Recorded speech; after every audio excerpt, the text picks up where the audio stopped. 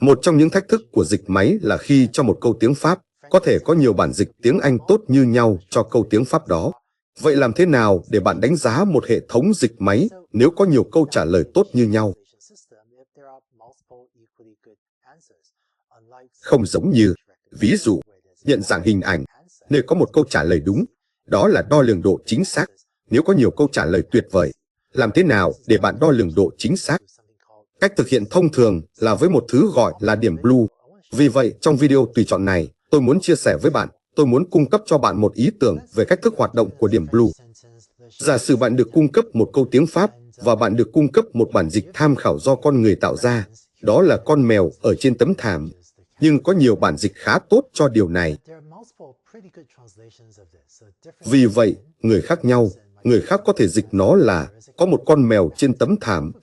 Và cả hai bản dịch này thực sự đều ổn, hoàn toàn ổn đối với câu tiếng Pháp.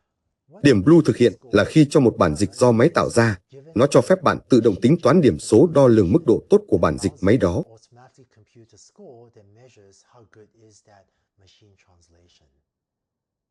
Và trực giác là miễn là bản dịch do máy tạo ra khá gần với bất kỳ bản dịch tham khảo nào do con người cung cấp, thì nó sẽ nhận được điểm Blue cao. Blue, nhân tiện, là viết tắt của Bilingual Evaluation Under Study, nghiên cứu song ngữ đánh giá dự bị. Vì vậy, trong giới sân khấu, người dự bị là người học vai của một diễn viên cấp cao hơn để họ có thể đảm nhận vai của diễn viên cấp cao hơn nếu cần thiết. Và động lực cho Blue là trong khi bạn có thể yêu cầu người đánh giá là con người đánh giá hệ thống dịch máy, thì điểm Blue là một người dự bị, có thể thay thế cho việc có con người đánh giá mọi đầu ra của hệ thống dịch máy.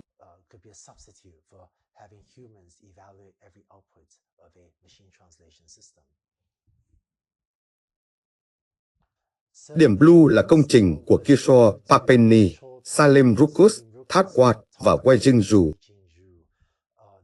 Bài báo này có sức ảnh hưởng vô cùng lớn, và nó thực sự khá hợp lý, và nó thực sự khá dễ đọc. Vì vậy tôi khuyến khích bạn nên xem qua nếu bạn có thời gian. Trực giác đằng sau điểm Blue là chúng ta sẽ xem xét đầu ra do máy tạo ra, và xem liệu các loại từ mà nó tạo ra có xuất hiện trong ít nhất một trong các bản dịch tham khảo do con người tạo ra hay không. Và vì vậy, các bản dịch tham khảo do con người tạo ra này sẽ được cung cấp như một phần của bộ phát triển hoặc như một phần của bộ kiểm thử. Bây giờ, hãy xem xét một ví dụ cực đoan. Giả sử hệ thống dịch máy, viết tắt dịch máy là MT. Vì vậy, bản dịch máy hoặc đầu ra MT là DDDDDDD. Rõ ràng đây là một bản dịch khá tệ. Vì vậy, một cách để đo lường mức độ tốt của đầu ra dịch máy là xem xét từng từ trong đầu ra và xem liệu nó có xuất hiện trong các bản dịch tham khảo hay không. Và vì vậy, chúng ta gọi đây là độ chính xác của đầu ra dịch máy. Và trong trường hợp này, có 7 từ trong đầu ra dịch máy, và mọi từ trong 7 từ này đều xuất hiện trong bản dịch tham khảo 1 hoặc bản dịch tham khảo 2. Vì vậy, từ theo xuất hiện trong cả hai bản dịch tham khảo. Vì vậy, mỗi từ trong số các từ này trông giống như một từ khá tốt để đưa vào. Vì vậy, điều này sẽ có độ chính xác là 7/7. Có vẻ như đây là một vị trí tuyệt vời. Vì vậy, đây là lý do tại sao thước đo độ chính xác cơ bản về tỷ lệ các từ trong đầu ra trống cũng xuất hiện trong các bản dịch tham khảo. Đây không phải là một thước đo đặc biệt hữu ích vì có vẻ như nó ngụ ý rằng đầu ra trống này có độ chính xác rất cao. Vì vậy, thay vào đó, những gì chúng ta sẽ sử dụng là thước đo độ chính xác đã sửa đổi. Trong đó chúng ta sẽ chỉ tính điểm cho mỗi từ tối đa số lần tối đa mà nó xuất hiện trong các câu tham khảo. Vì vậy, trong bản dịch tham khảo 1, từ D xuất hiện 2 lần. Trong bản dịch tham khảo 2, từ D chỉ xuất hiện 1 lần, vì vậy 2 lớn hơn 1. Và vì vậy, chúng ta sẽ nói rằng từ D được tính điểm tối đa 2 lần. Vì vậy, với độ chính xác đã sửa đổi, chúng ta sẽ nói rằng nó nhận được điểm 2/7, bởi vì trong số 7 từ sẽ cho nó 2 điểm vì đã xuất hiện.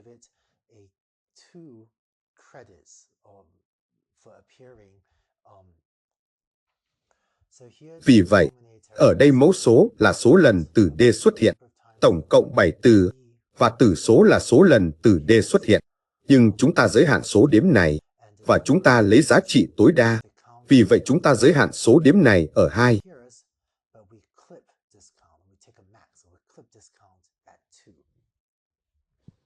Vì vậy, điều này cho chúng ta thước đo độ chính xác đã sửa đổi. Bây giờ, cho đến nay, chúng ta đã xem xét các từ một cách riêng lẻ. Trong điểm Blue, bạn không chỉ muốn xem xét các từ riêng lẻ, bạn có thể muốn xem xét các cặp từ nữa. Hãy xác định một phần của điểm Blue trên bigram, và bigram chỉ có nghĩa là các cặp từ xuất hiện cạnh nhau. Vậy bây giờ hãy xem làm thế nào chúng ta có thể sử dụng bigram để xác định điểm Blue. Và đây sẽ chỉ là một phần của điểm Blue cuối cùng. Và chúng ta sẽ lấy unigram hoặc các từ đơn cũng như bigram, có nghĩa là các cặp từ được tính cũng như có thể là các chuỗi từ dài hơn, chẳng hạn như trigram, có nghĩa là 3 từ xuất hiện cùng nhau. Vậy hãy tiếp tục ví dụ của chúng ta từ trước. Chúng ta có cùng bản dịch tham khảo 1 và bản dịch tham khảo 2, nhưng bây giờ hãy nói rằng bản dịch máy của hệ thống trống có đầu ra tốt hơn một chút. Bạn biết đấy, Thecat on the matter, vẫn không phải là một bản dịch tuyệt vời, nhưng có thể tốt hơn bản dịch trước. Vì vậy, ở đây, các bigram có thể có là Thecat. Chúng ta sẽ bỏ qua trường hợp, và sau đó có cat D, có một bigram khác, và sau đó có Dcat một lần nữa. Nhưng tôi đã có điều đó rồi, vì vậy hãy bỏ qua điều đó, và sau đó cat on là kế tiếp theo, và sau đó on the, và themat. Vì vậy, đây là các bigram trong đầu ra dịch máy, và vì vậy, hãy đếm xem mỗi chứng đau nửa đầu này xuất hiện bao nhiêu lần. Thecat xuất hiện 2 lần, cat D xuất hiện 1 lần, và những cái còn lại đều chỉ xuất hiện 1 lần. Và sau đó cuối cùng, hãy xác định số đếm giới hạn. Vì vậy, count, và sau đó là chỉ số dưới. Và để xác định điều đó, hãy lấy cột số này. Nhưng chỉ cho thuật toán của chúng ta điểm tối đa số lần tối đa, mà sơ đồ đó xuất hiện trong bản dịch tham khảo 1 hoặc bản dịch tham khảo 2. Vì vậy, Thecat xuất hiện tối đa 1 lần trong một trong 2 bản dịch tham khảo. Vì vậy, tôi sẽ giới hạn số đếm đó thành 1.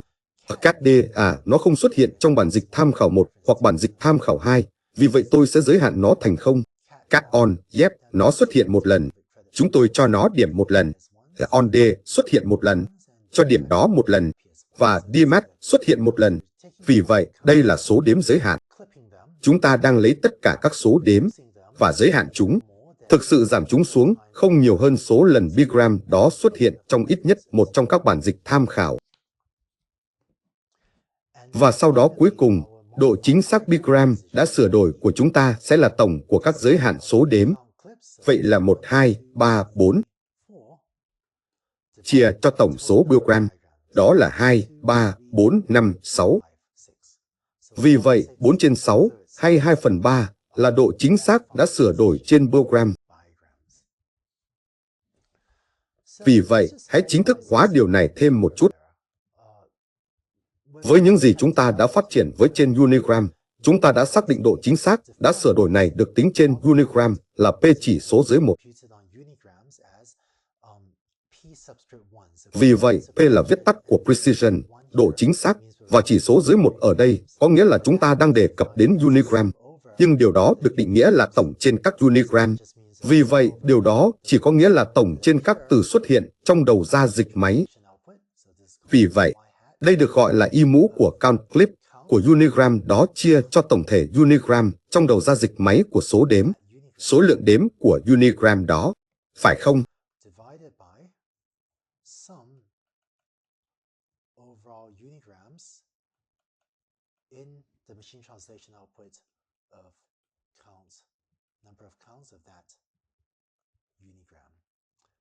Và vì vậy, đây là những gì chúng ta đã nhận được là, tôi đoán là 2 trên 7, 2 slide trước. Vì vậy, số 1 ở đây đề cập đến Unigram, có nghĩa là chúng ta đang xem xét các từ đơn một cách riêng lẻ. Bạn cũng có thể định nghĩa P. N là phiên bản Ngram thay vì Unigram cho Ngram.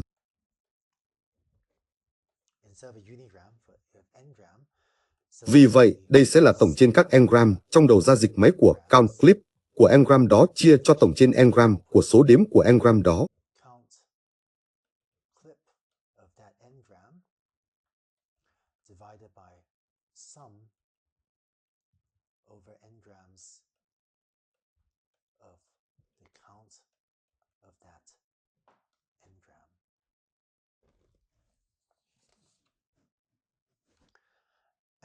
Và vì vậy, hiện đây, hiện những độ chính xác hoặc những điểm độ chính xác đã sửa đổi này được đo trên unigram hoặc trên bigram. Điều mà chúng ta đã thực hiện trên slide trước hoặc trên trigram là bộ 3 từ, hoặc thậm chí các giá trị n cao hơn cho các engram khác. Điều này cho phép bạn đo lường mức độ đầu ra dịch máy tương tự hoặc có thể trùng lặp với các bản dịch tham khảo.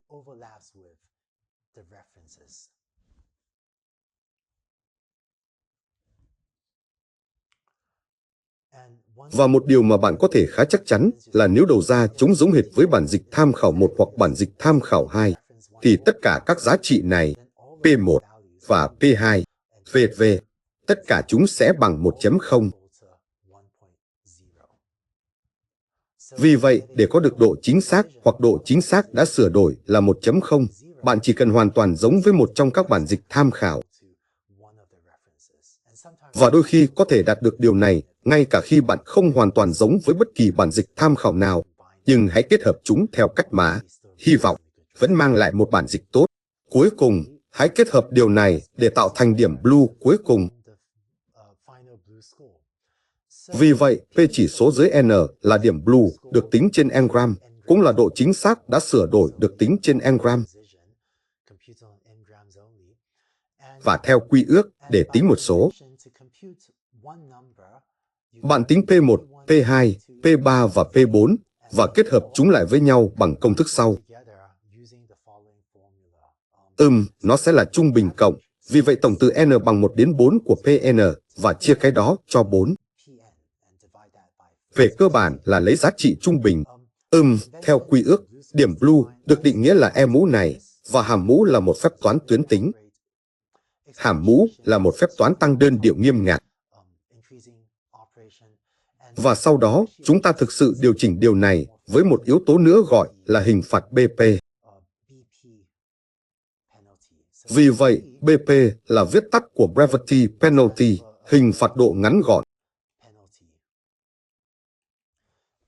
Các chi tiết có thể không quá quan trọng, nhưng chỉ để cung cấp cho bạn một ý tưởng. Hóa ra, nếu bạn xuất ra các bản dịch rất ngắn, sẽ dễ dàng hơn để đạt được độ chính xác cao, vì có lẽ hầu hết các từ bạn xuất ra đều xuất hiện trong các bản dịch tham khảo của bạn. Nhưng chúng ta không muốn các bản dịch quá ngắn. Vì vậy, BP hoặc hình phạt độ ngắn gọn là một hệ số điều chỉnh. Hệ số này phạt các hệ thống dịch thuật xuất ra các bản dịch quá ngắn. Công thức cho hình phạt độ ngắn gọn là như sau. Bằng 1 nếu hệ thống dịch máy của bạn thực sự xuất ra những thứ dài hơn đầu ra tham khảo do con người tạo ra, và ngược lại là một số công thức như vậy, về tổng thể phạt các bản dịch ngắn hơn.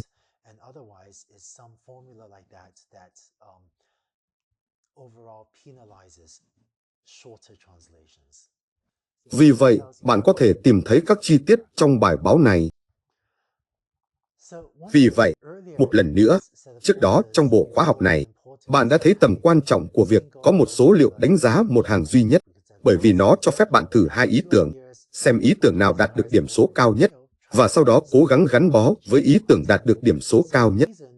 Vì vậy, lý do điểm blue mang tính cách mạng đối với dịch máy là vì điều này đã mang lại một số liệu đánh giá một hàng khá tốt, không có nghĩa là hoàn hảo, nhưng khá tốt, và vì vậy, điều đó đã đẩy nhanh tiến độ của toàn bộ lĩnh vực dịch máy.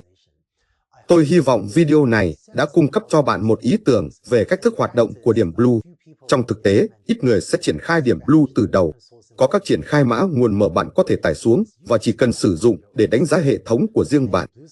Nhưng ngày nay, điểm blue được sử dụng để đánh giá nhiều hệ thống tạo văn bản, chẳng hạn như hệ thống dịch máy, cũng như ví dụ tôi đã trình bày ngắn gọn trước đó về hệ thống chú thích hình ảnh, nơi bạn sẽ có một hệ thống, có một mạng neuron tạo ra chú thích hình ảnh, và sau đó sử dụng điểm blue để xem mức độ chồng chéo của chú thích đó với có thể là một chú thích tham khảo hoặc nhiều chú thích tham khảo do mọi người tạo ra. Vì vậy, Điểm Blue là một số liệu đánh giá một hàng hữu ích để sử dụng bất cứ khi nào bạn muốn thuật toán của mình tạo ra một đoạn văn bản, và bạn muốn xem liệu nó có ý nghĩa tương tự như một đoạn văn bản tham khảo do con người tạo ra hay không. Điều này không được sử dụng cho nhận dạng giọng nói, vì đối với nhận dạng giọng nói, thường có một đáp án chính xác, và bạn chỉ sử dụng các biện pháp khác để xem liệu bạn đã nhận được bản ghi âm giọng nói chính xác từng từ hay chưa. Nhưng đối với những thứ như chú thích hình ảnh, nhiều chú thích trong một bức ảnh, nó có thể tốt gần như nhau. Hoặc đối với dịch máy, có nhiều bản dịch tốt gần như nhau. Điểm Blue cung cấp cho bạn một cách để đánh giá điều đó một cách tự động, và do đó tăng tốc phát triển bảng chữ cái của bạn. Vì vậy, với điều đó, tôi hy vọng bạn đã có một ý tưởng về cách thức hoạt động của điểm Blue.